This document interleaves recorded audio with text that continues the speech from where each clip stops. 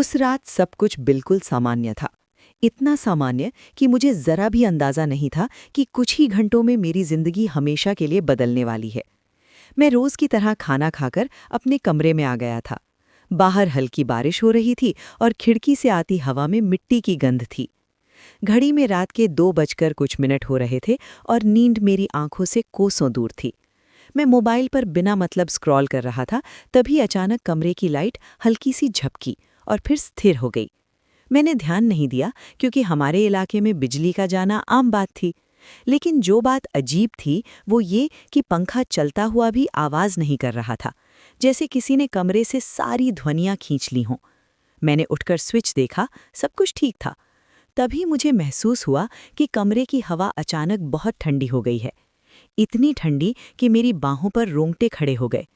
मैंने खिड़की बंद करनी चाही, लेकिन खिड़की पहले से बंद थी। उसी पल मेरे कान के पास किसी ने बहुत धीमे से मेरा नाम लिया, इतना साफ कि मेरा दिल एक झटके में धक से रह गया। मैंने पलटकर देखा, लेकिन कमरे में कोई नहीं था। मैंने खुद को समझाया कि ये थकान या दिमाग का वहम होगा, पर उसी पल फिर आवाज आई, और इस बार वो और पास थी, जैसे कोई मेरे बिल्कुल पीछे खड़ा होकर बोल रहा हो। आवाज में अजीब सी खिंचाव थी, न पूरी इंसानी न पूरी जानवरों जैसी। मेरे दिमाग में अचानक बचपन की बातें घूम गईं कि अगर रात के सन्नाटे में कोई तुम्हें नाम से बुलाए तो कभी जवाब मत देना। मैंने होंठ भींच लिए और चुप रहा। तभी कमरे के फर्श पर कुछ घिसटने की आवाज आई, जैसे कोई चीज धीरे धीरे सरक रही हो। मैं जड़ बना खड़ा रहा। मेरी नज़र दरवाजे पर थी, जो बंद था, लेकिन मुझे साफ महसूस हो रहा था कि जो भी है वो दरवाजे से नहीं आया है, वो पहले से यहीं था। आवाज़ अब बदल चुकी थी। अब उसमें कई आवाज़ें घुल गई थीं। किसी बच्चे की हंसी, किसी बूढ़े की खांसी और किसी औरत की सिसकी, सब एक साथ। और उन्होंने एक ही बात कही कि घर हमें नहीं पहचानता। मेरा सिर घूमने लगा। कमरे की दीवारें जैसे थोड़ा थोड़ा सांस ले रही हों। तभी अचानक अलमारी का शीशा अपने आप हिलने लगा और उसमें जो चेहरा दिखा वो मेरा नहीं था। वो चेहरा मुझसे मिलता जुलता था, लेकिन उसकी आंखों में खालीपन था, जैसे आत्मा निकाल ली गई हो। मैंने डर के मारे शीशे से नज़र हटानी चाही, लेकिन मेरा शरीर मेरी बात नहीं मान रहा था।